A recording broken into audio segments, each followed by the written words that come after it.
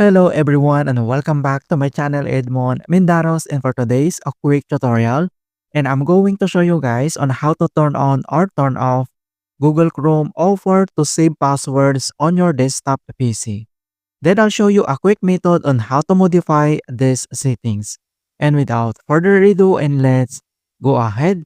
So all you have to do is to open up your Chrome browser and then click.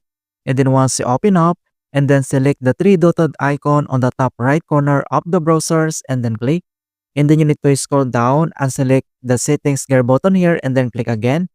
And once you open up here at Chrome settings, here at left side navigation panel, and then you need not to tap or click this, autofill and password and then click. And then on right side, underneath here at autofill and password, then you need to tap or click this Google Password Manager and then click. And then once you open up here at Google Password Manager, so same here at left side navigation panel, and then you need to tap this settings. And then here now at settings, then you can see now this offer to save password and passkey.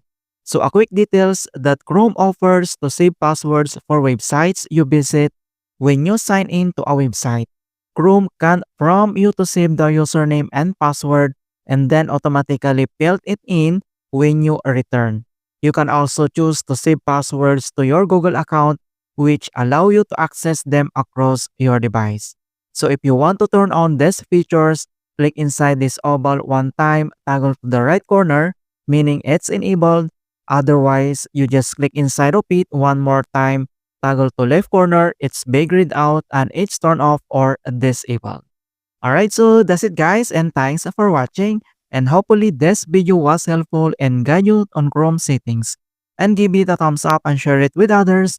And if you're new to our channel, I invite you to subscribe and click the bell to not miss out on the latest for Windows Guide tutorials. Thank you guys and see you in my next tutorials.